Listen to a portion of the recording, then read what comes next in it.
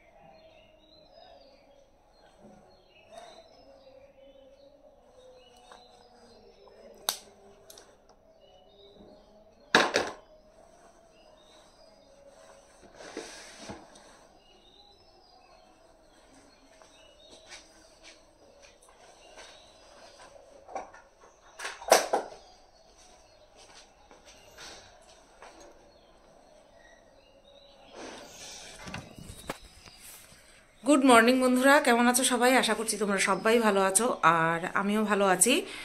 আজ হলো শুক্রবার আর এখন বাজে সকাল 8:20 বাজতে যায়। আর আমি এইমাত্র সমস্ত বাসি কাজ সেরে একটুখানি নিজের মুখে ময়শ্চারাইজার লাগিয়ে চশমাটা পরে তারপরে ক্যামেরা অন করলাম। কালকে তারপরে ক্যামেরা অন করলাম না, সেটা করতে করতে ক্যামেরা অন করেছি। গতকালকে আমি কোনো ব্লগ ভিডিও শ্যুট করিনি, কারণ যেহেতু একটা ভিডিও পেন্ডিং ছিল তার জন্য আর কোনো ব্লগ ভিডিও শ্যুট করিনি। তো আজকে আগামীকাল যেই ভিডিও শ্যুট করবো, এই ভিডিও ছাড়বো, সেটা আজকের থেকেই শ্যুট করছি। চলো যাই রান্নাঘরে, অনেক দেরি হয়ে গেল। এটা নিয়ে যাই, কারণ ব্লগ ভিডিও শ্যুট করতে হবে, তো তাই প্রত্যেক দিন গাফিলতি করি তাই। আর আমার সোনা পাপাটা এই যে আমার পিছন গুড় গুড় করছে। এটা আমার সোনা পাপা, হ্যাঁ না? আমার সোনা পাপা, তুমি গুড মর্নিং বলে দাও, গুড মর্নিং। তো চলো ভাত ঠাত বসাই, একদম রেগুলারিটি মেনটেন করে সমস্ত কাজ শুরু করে দিই।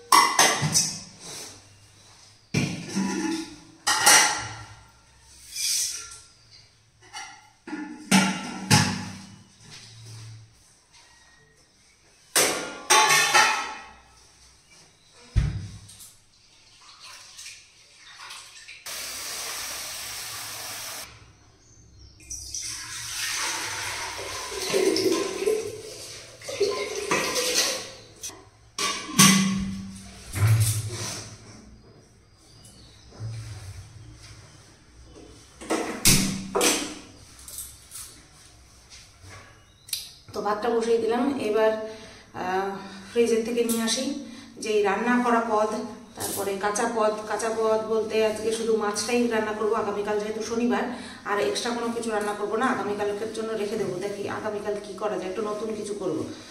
তো এখানটায় আছে দই। আগের দিন করেছি, যেদিন ভিডিও শ্যুট করিনি, মানে গতকালকে করেছি হচ্ছে শিম আলু দিয়ে মাছের ঝোল, আর আজকে করবো একটুখানি দই দিয়ে। তাই এই যে দই এর মধ্যে আছে একটুখানি। তো এই যে ননদের বাড়ি থেকে পাঠিয়েছিল কচুর শাক, তো এটা জল দিয়ে তো আর চাল দেওয়া যায় না, এমনি কড়াইতে হালকা আছে একটুখানি নেড়ে নেব। আর এই হচ্ছে শিম বটি, গতকালকে ওপরে রান্না হয়েছিল এই যে। তো এই দুই পদ হালকা করে দুটোই শুকনো পদ চাল দেবো, আর তারপরে গিয়ে মাছের ঝোলটা রান্না করবো। ঝোল না, দই কাতলা রান্না করবো, দই কাতলা।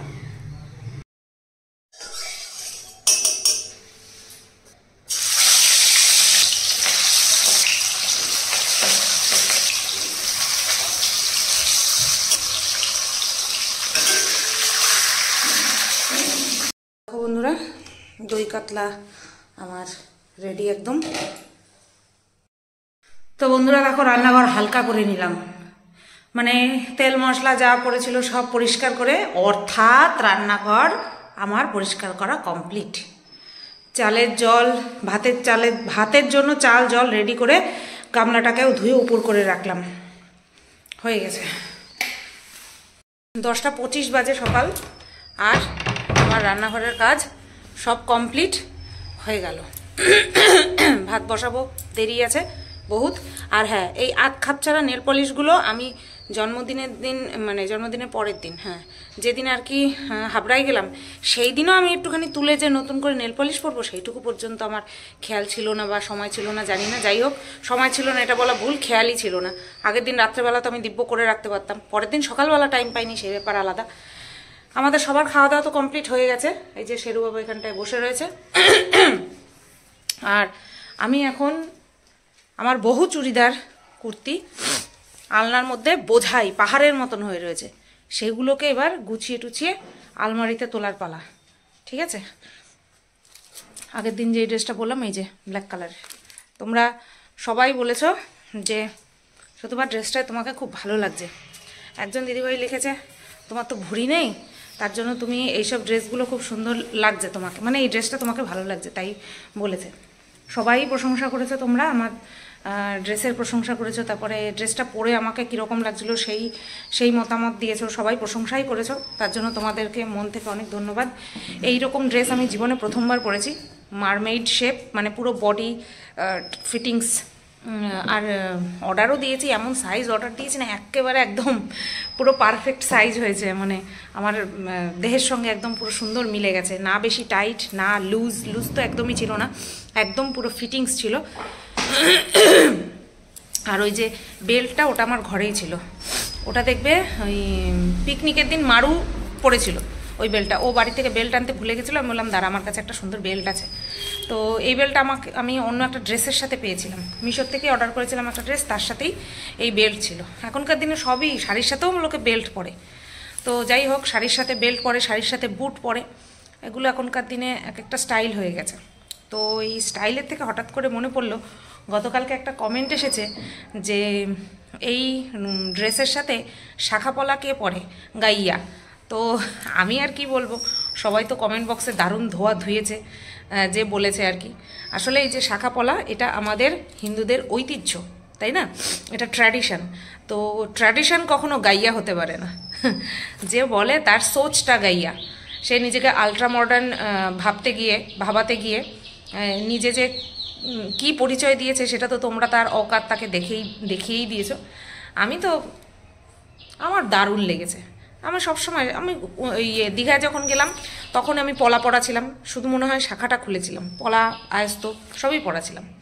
আমি বিবাহিত ভাই, আর বিবাহিতর ঐতিহ্য গয়না হলো, মেন গয়না হলো শাখা পলা, আর মাথা সিঁদুর, সিঁদুর।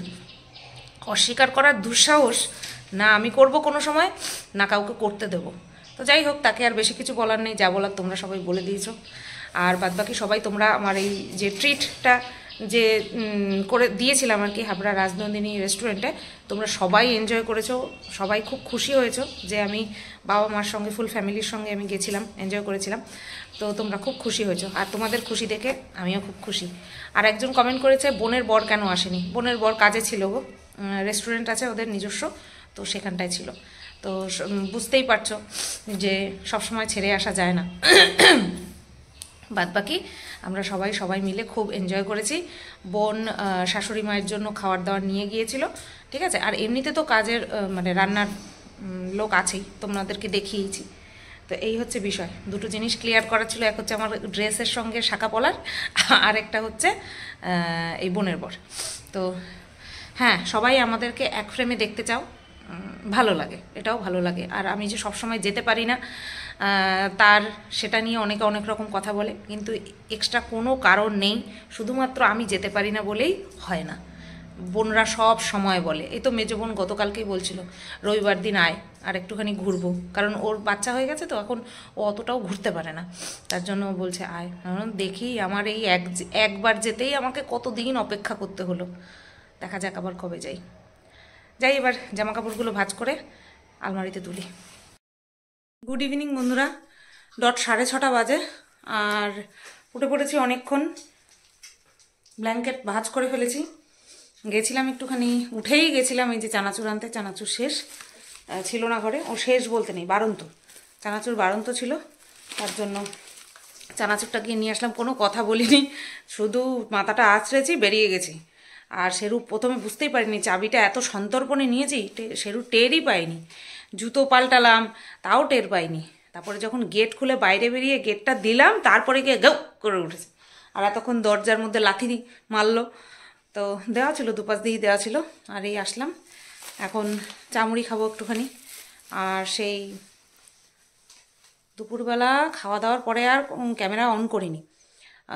দই কাতলা করেছিলাম, বর নাকি খুব ভালো খেয়েছে। তো তোমাদের কাছে একটা স্পেশাল রিকোয়েস্ট করব, সেটা চাটা খেয়ে নিই তারপরে। তো বর বললো দই কাতলা খুব ভালো খেয়েছে। আমি খেয়েছি, অতটাও ভালো খাইনি, কিন্তু বর বললো খুব ভালো হয়েছে। হয়তো আমার মুখে ভালো লাগেনি, কিন্তু করেছি খুব তৈজুত করে, দেখালাম তো তোমাদেরকে। তো চলো চাটা খেয়ে নিই একটু। তো নিয়ে চলে আসলাম এই যে মুড়ি, চানাচুর। নতুন চানাচুর আনলাম তো, তাই বাদামগুলো দেখো টস টস করে তাকিয়ে আছে। আর এই যে চা, বিস্কুট। আর ধলি কেন ধলি কি কারণে খেপলো কে জানে। শেরু শুনছে, ধলি চিৎকার করছে, শেরু শুনছে। ধলি কই? ধলি, ধলি চিৎকার করছে। তুমি সবার নাম জানো? ধলি, ওই যে ধলি চিৎকার করছে। ও আচ্ছা। শেরু পাপা কই? শেরু পাপা, শেরু পাপা কই সেটা জানে। ধলি খুব চিৎকার করছে না? হ্যাঁ। তো বন্ধুরা, 12টা বাজে 2 মিনিট বাকি। আর আমি এখানে বসেই কন্ট্রোভার্সি ভিডিও শেষ করলাম। আর ভাবলাম যে এখানেই ব্লগ ভিডিওটা শেষ করে দিই, ঠিক আছে? তো দাঁড়াও,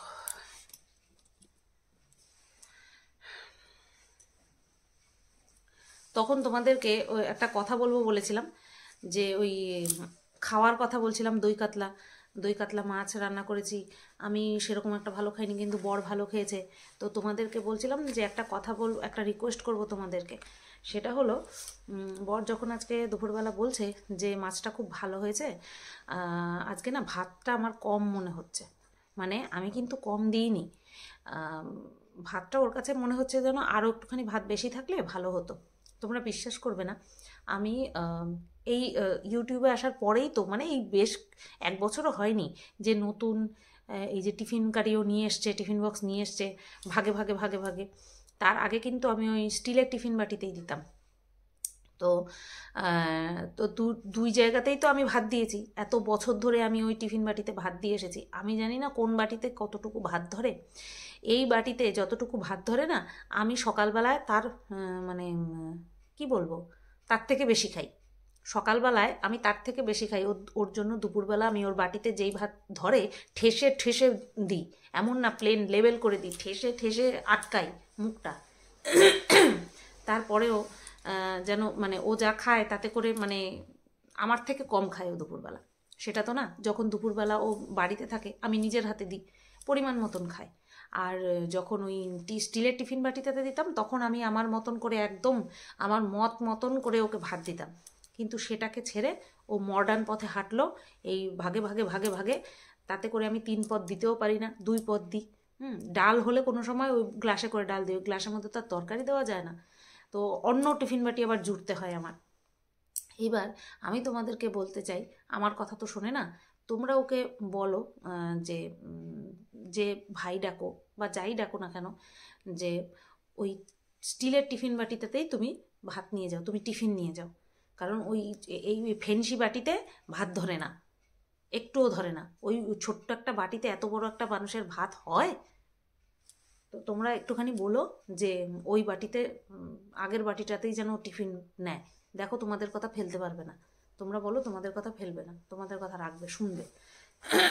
এই গেল একটা কথা। আর আরেকটা কথা হচ্ছে, তোমার মন্দিরার সম্পর্কে তোমরা বলেছো যে এবার মন্দিরাকেও ডাকো, তুমি গেলে তারপরে এবার তুমি ডাকো, তোমাদের বাড়িতে আসুক। দেখো, অনেক আগেই সব কিছু হতো। যাই হোক, সেটা আর বলছি না। যদি কপালে থাকে অবশ্যই আমি নিজের হাতে রান্না করে মন্দিরাকে খাওয়াবো। এবার দেখা যাক কপালে কি লেখা আছে না আছে। আগের থেকে বেশি কিছু বলতে চাই না, কারণ তো সবই তো জানো। এই গতকালকের ভিডিও দেখেই মানে ভিডিও নেমে গেছে। তো যাই হোক, একজন আমাকে লিখেছে যে তুমি তো মন্দিরার জন্মদিনে কিছু নিয়ে গেলে না। হ্যাঁ, সত্যিই তো, আমি তো কিছু নিয়ে যাইনি। সত্যি তো, এখানে তো আমার বলার মতন কিছু নেই, সত্যিই তো আমি নিয়ে যাইনি মন্দিরের জন্মদিনে। ঠিক আছে, চলো, যেখানটায় আমার ফল্ট আছে সেখানটায় আমি তো আর কিছু বলতে পারি না, না? তোমাদের কমেন্টগুলো মাথা পেতেই নিয়েছি। সবসময় তোমরা দেখবে আমার যেখানে কিছু বলার থাকে না আমি সরি বলে বেরিয়ে যাই, ঠিক তেমনিও এইটাও সেরকমই একটা কমেন্ট যেখানে আমার কিছু বলার নেই, আমি শুধু সরি বলে বেরিয়ে যাচ্ছি। ঠিক আছে, তো চলো, তো কালকে তোমরা ওই ভিডিওটা সবাই খুব মানে আনন্দ সহকারে দেখেছো, ভালো লেগেছে তোমাদের। আর আমার যেটা সবচেয়ে ভালো লেগেছে সেটা সবার ভালোবাসা এসে পৌঁছেছে উপহার হয়ে, সে তো আছেই, তার মধ্যে মন্দিরে যে চিঠি লিখেছে। সত্যি এখনকার দিনে এই ডিজিটাল যুগে ভয়েস মেসেজ পাঠানো, তারপরে হচ্ছে তোমার মেসেজ টাইপ করে লেখা, সেখান থেকে একটা হাতে লেখা চিঠি, তার মধ্যে একটা আলাদাই মানে ইয়ে থাকে, ওটাকে বলে না, মানে ফিলিংস থাকে, একটা আলাদাই ফিলিংস থাকে। নিজের হাতের লেখা, হাতের লেখাটা দেখে তাকে একটু অনুভব করা একটা আলাদাই এসে থাকে। তো বেশ ভালো লেগেছে আমার। তো চলো, এই ব্লগ ভিডিওটা তাহলে এই পর্যন্তই রাখলাম। সবাই তোমরা ভালো থেকো, সুস্থ থেকো, আর টাটা।